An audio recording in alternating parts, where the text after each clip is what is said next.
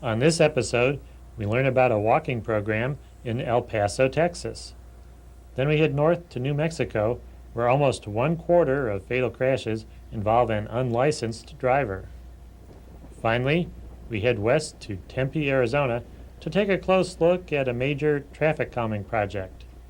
Stay tuned.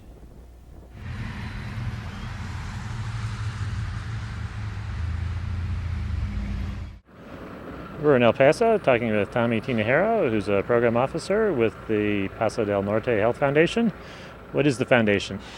The foundation is it's a foundation basically that funds in health in the area of in the geographic area of El Paso County, 2 counties in southern New Mexico, and also a city in Juarez right across the border. And you have something called Walk El Paso. That's right. What is that?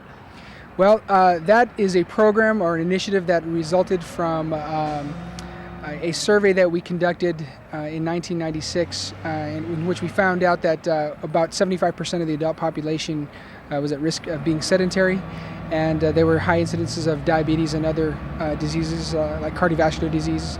And so the foundation created a program to address that issue of physical activity or lack of physical activity. So we created Walk El Paso. Why walking? Why did you decide that instead of something else? Well, the survey showed us that there are more people were interested in walking than any other kind of activity. I think 4 times as much as any other activity. And at that time, we brought in some people that promoted physical activity throughout the community, and we held focus groups with them, and really discussed the different activities that would make more sense to promote, and where the foundation could spend some money in promoting physical activity, and walking was by far the one that came out as the activity. What does Walk El Paso consist of? What do you do? Well, Walk El Paso consists of 3 components: a media campaign, the community mobilization piece, and then there's also a special events. The media campaign and a special events campaign, the purpose of those 2 components is to promote walking and to get people involved in the program. The community mobilization piece, then through a community mobilization director, they develop walking groups and they keep people walking for a more sustained period of time. What sort of success have you had? Are people walking more in El Paso? Yeah. People are walking a lot more. We just got some information back that showed that during the campaign that in high school stadiums there's been an increase of 100%. So double the number of people walking in high school stadiums and about 37% in local parks. There's to our media campaign in which we promote a free walking kit. We've had close to 20,000 requests for that walking kit. We have events that, a big event in the fall, it's called the Mariachi Mile. And last year we had close to 10,000 people, right under 10,000 people at that event. So there's a lot of interest in a lot of people walking nowadays.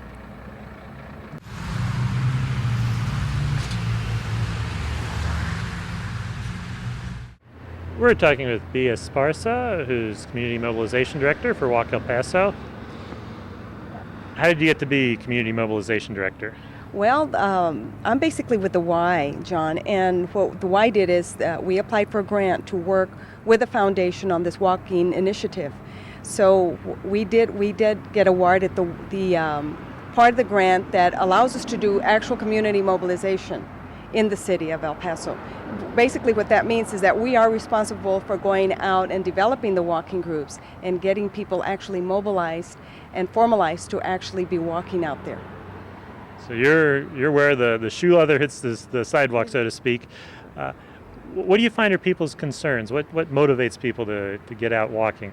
Well, you know what, John, I think for the most part people understand that they need to walk. They just don't do it, right? I think people need a little push. People are concerned that there are health problems in El Paso.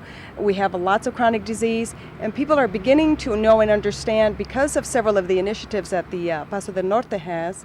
They're beginning to understand that we are not real healthy and that there are several things that we need to do to prevent some of those diseases, and one of them they know now is walking. So people are beginning to want to walk more, wanting to find out more how they can be healthy. And weight is always a concern. And again, weight is always a health problem also, connected with chronic diseases. People are also concerned about maybe what are the safe places to walk in El Paso. If we are walking, where can we walk? Where is it safe? What are some of the conditions weather-wise that we should be walking under? What kind of safety tips do we have that will also motivate them to walk? The walking initiative, the Walk El Paso, also strives to make this a fun program for them. We don't want to give the idea that walking has to be drudgery. And I think for the most part, when you tell people that they need to exercise, it kind of has a negative connotation to it. So what we've tried to do with the initiative and the mobilization is to actually make it fun. People need to know and understand that walking is something natural, it can be fun, and of course when something is fun, you're more apt to do it. So what are the nuts and bolts? How do you organize people in the field? Do people walk by themselves, with groups? How does it work? It's a combination of things. Primarily, I do go out and do presentation and outreach in the community to tell people about the program and to actually begin to recruit group leaders and recruit walkers. But the first thing I do is try to recruit group leaders and train them. I do have a little training session that we do for them.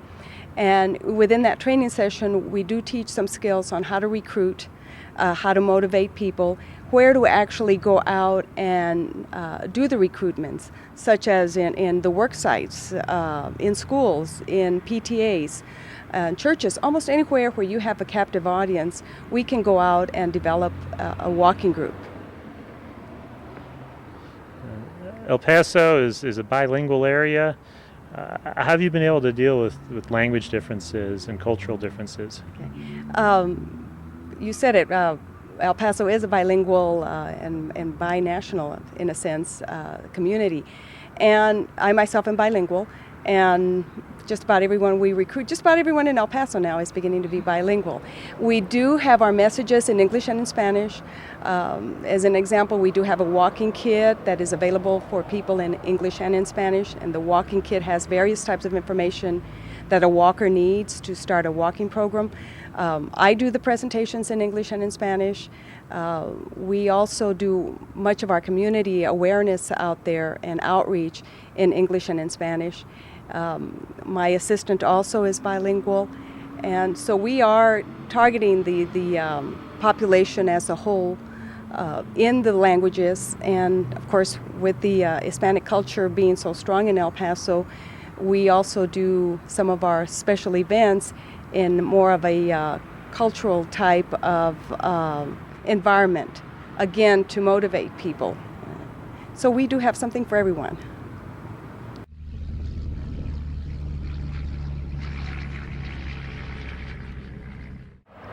We're in Albuquerque talking with Dan Ware with AAA of New Mexico.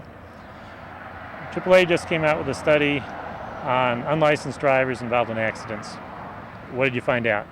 Well, I think for New Mexico, what we found was actually very frightening. We found that 23.9% of all drivers involved in crashes in New Mexico had their license either revoked or suspended or just didn't have a license at all, as opposed to the state of Maine, where only 6.9% of the drivers involved in crashes didn't have a license. What are the implications of that many drivers going around with revoked licenses? Well, right now we're looking into why it's so prevalent in New Mexico. One possible theory is that in a state like New Mexico, where we have a lot of DWI activity, a lot of people that get their licenses revoked, you're going to have a higher than average number of people who are driving without licenses. And we also think that it's not so much a problem with legislation or law enforcement. We feel it's a problem with people not being responsible. If you don't have a license, you shouldn't be on the road, and people just don't pay any attention to that. Now we've identified a problem. Do people have any ideas of what a solution might be? There are a few possibilities, and there are pros and cons to each one. One of the, you probably think would be the obvious solution would be to actually impound a car taken from a person who was caught driving without a license. There is a pro to that. That statistics show that people who get their cars revoked, there's a much lower possibility for them to be involved in an accident where they either injure or kill someone. At the same time, you hurt their family. If you've got a family, there are 2 or 3 other drivers that are legally licensed to drive, that takes away their mode of transportation and they're forced to seek an alternative route. We're also looking at some high-tech methods such as an ignition interlock system, which is what most people use, or what a lot of court systems use for DWI offenders. It's basically a breathalyzer test that's wired into the car. The driver, for say in a DWI case, the driver who's on probation is allowed to drive again, but they have to breathe into the breathalyzer, and if there's any hint of alcohol in the breath, the car will not start. There's also another, what's called a kind of a safe key or safe entry system, where you have something much like a credit card that has a identification built into it electronically. You swipe the card like you would a credit card. If it's a positive identification, the car will start. If it's not, the car will not start. You have to have it's like a thumbprint ID along with the card. So what's been the reaction here in New Mexico? I mean, no one wants to be the worst state. Has it caught the attention of the political officials? It has, but unfortunately, like I said, there's no real way to trace it back to either the Department of Motor Vehicles, state legislation, law enforcement, the court system. If a judge takes away your license, he's done his job. It's up to the drivers themselves to stay off the road, and that's what we're seeing. The drivers are disregarding the court orders. They don't care whether they've got a license or not, and they're getting back on the road, putting themselves at risk, putting their families at risk, and putting, obviously, the rest of the drivers in New Mexico at risk.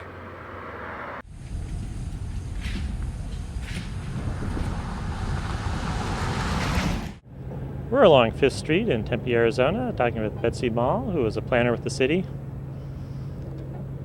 What is traffic calming? Traffic calming is an idea that people really want to, well, it's part of a larger idea. People really want to have livable communities. They want to have great neighborhoods in which to live. And there's been a growing feeling over the past few years that really the streets do not promote great neighborhoods, that the streets were designed for autos, that maybe the automobiles are a little bit out of control, and people want to take back their streets. They want their streets to be a place where they can walk and enjoy life with their family. And what would some of the symptoms be that streets were too oriented toward the automobile? What are some of the problems you see? Well, I think it starts from the design phase. One of the biggest problems is that when a design problem is set out, the engineers are told they need to build a street. The only thing they're considering is what is the design speed of the automobile, how many, the volume, the number of cars we want to push through the street. And so they really are not thinking of other users. And I think the traffic calming movement is all about how can we equalize the use of the street. Think about from the very beginning, we want to have people walking on the street. What are they going to need? We have bicyclists who want to use the street. What are they going to want to need? So it's a matter of making it work for the whole community. Is this a new idea? Why are people talking about this now? I think it's actually an old idea. Back when cities were first created in the 1900s, before automobiles came into being, streets naturally had to be for people. They had to be for people who were walking. It was just a matter of life. And in recent years, that's when it's really started being designed for the automobile. And I think it's important also to say that it's not that people who are driving autos are the enemy. We all drive autos. We're going to keep driving autos. I think the important thing is to remember that the street is for everyone and to design the street for everyone.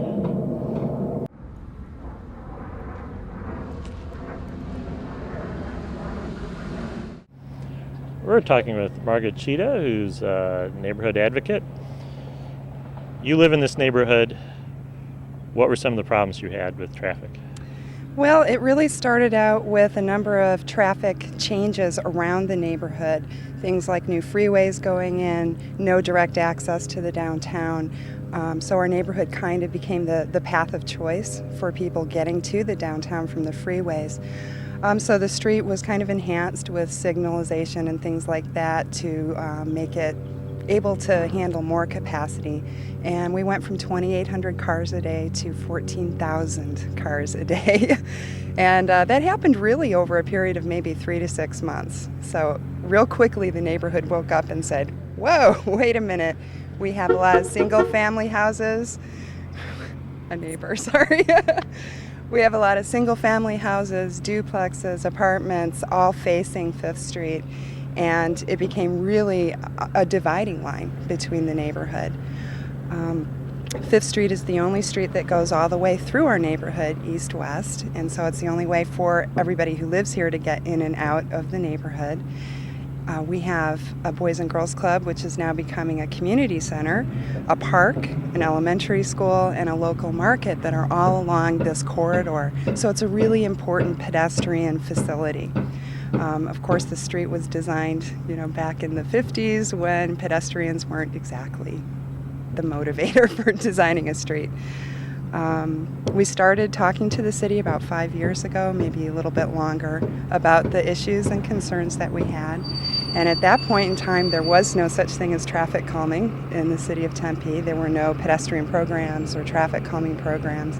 So it was very difficult to really work with the engineers and the city staff to change that mindset, to create a place that was the center of our community rather than a dividing line between it.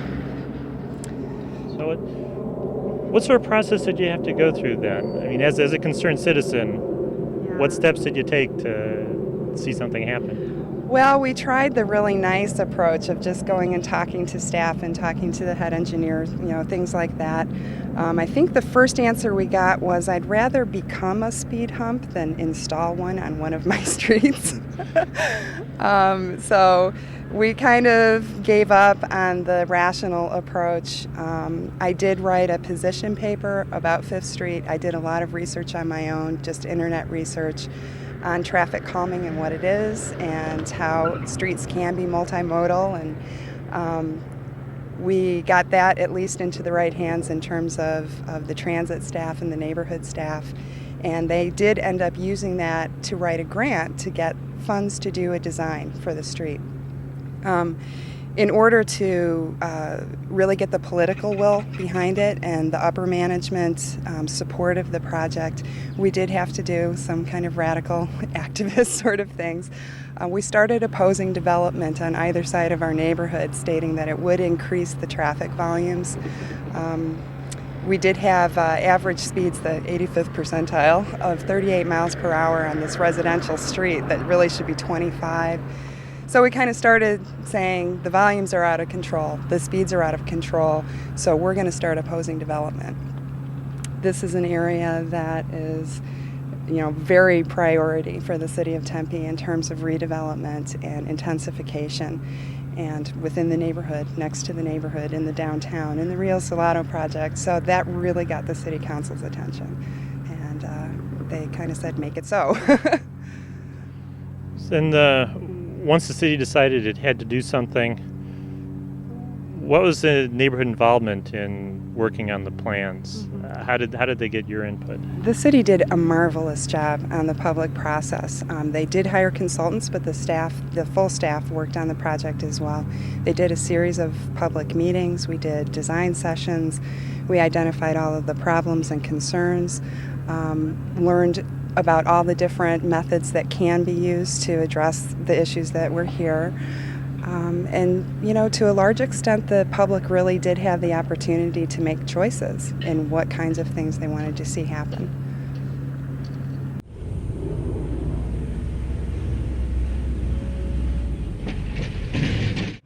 We're talking with Angela Dye, who's a landscape architect. Citizens got this project going. How did the process work then?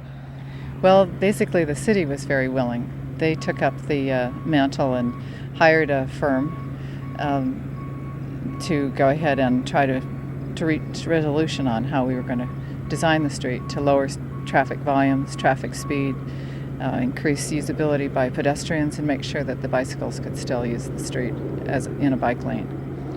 So what, this is obviously a lot of work. We have a set of blueprints here that break your back. Yeah. How did you go through that? Who did y'all bring in, and what steps did you take to produce this plan? Well, we first started with getting the neighbors together. The local neighborhood association gathered the folks in a local community center setting, and we asked them what they did and didn't like about their street. And they gave us a wealth of ideas about the things that we might be able to solve, as well as some ideas about how to solve them from their own perspective. They used a local street that was off of 5th Street as an example of what they wanted the 5th Street to look like. They told us about a myriad of traffic issues with cut-through traffic to the university through downtown. And so a combination of traffic engineer, a couple of landscape architects, the city staff, planners alike, we all got together and came up with a myriad of solutions that would attempt to do that, meet their needs about slowing traffic, turning volume away, and turned it into a public pedestrian enhancement project at the same time. We have issues of shade in Arizona, so we wanted to be sure that we were providing for adequate shade during the worst parts of our heat in the summertime, as well as adequate space for pedestrians, short crossing distances, while making sure that the driver of vehicles knew that this was a place where other modes of transportation were going to be accommodated. What are some of the tools you can use to slow traffic? I mean, people generally, they hear traffic calming, they think just the speed hump, Right. But it's more than just that. Yeah. Well, in this case, we had a series of intersecting streets, both T intersections and X intersections. So we had an opportunity to look at 4-way stops where appropriate and space those. But we also had in elementary school, we had a park, we had a multi-generational center, a series of apartments, a small commercial center. We had a mix of different land uses, so people needed to get from place to place. So we wanted to be sure that people could cross the street at those T intersections as well as 4-way stops. We had a traffic signal in the middle of the street, in the middle of the length of the street. We decided that provided too much capacity. So we evaluated it. When it was put in, they actually widened the street, put in a left turn lane, but they put in the traffic signal. While that might have helped protect pedestrians across the street, it also widened the street and added more capacity. So we took it out, and everyone agreed that was a good idea. We also narrowed the street by moving the curbs so that now we have 10-foot lanes as opposed to the standard 11 or 12-foot lanes. We have a full-size bike lane on either side. It was substandard previous to that. And we wove that bike lane in and out without detracting from the circulation so that we could keep those lanes narrow between the 4-way stops. So we used chokers to do that, kind of our own design for a choker. We did a little chicane in front of the park so that it reduced the visibility as you drove down the street, which is a very straight street, to the end destination, which is the ASU Stadium for most of the cut-through traffic. So it was a very, very much a combination of things. And then, of course, the public art serves to enhance and reinvest in the neighborhood. Project's under construction now. This is something I take it a little different. Does that make it more of a challenge for your crews? It's not the same street they've always been building?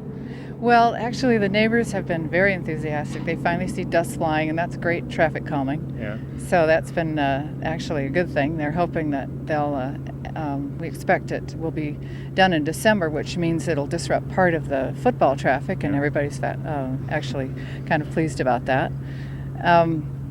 But basically, they know they're getting a good product. We've had to figure out a method of organizing the construction of the street so that we could still keep people moving, because they still have to get to destinations. So we're building the south half of the street first, and then moving to the north half. And a lot of streets have driveways right on the street, and so we've had to work out how each one of those we're going to work in and make sure we keep access to those. And the artist and I are out here periodically making sure that the quality of the work meets a public art project at the same time. Because public art is part of the actual sidewalk. And so that's the fundamental piece of it to start. Laying a curb and sidewalk. Now that this is underway, it's getting people's attention. You know, even though you don't have the finished product yet to show people, are other people saying, hey, why don't you do this in our neighborhood? Well, actually, as a part of a design assistance program through the local regional government association, this kind of issue, and it's treated differently in each community, is becoming very popular. The cities locally have realized, excuse me, that they can actually get some design assistance, hire some experienced people, not just myself, but some other folks who we've all worked on pedestrian-oriented projects. And so we're in an area where we are very vehicle-oriented in the Desert Southwest. We're bringing back the pedestrian. Visit us on the internet at www.pedestrians.org.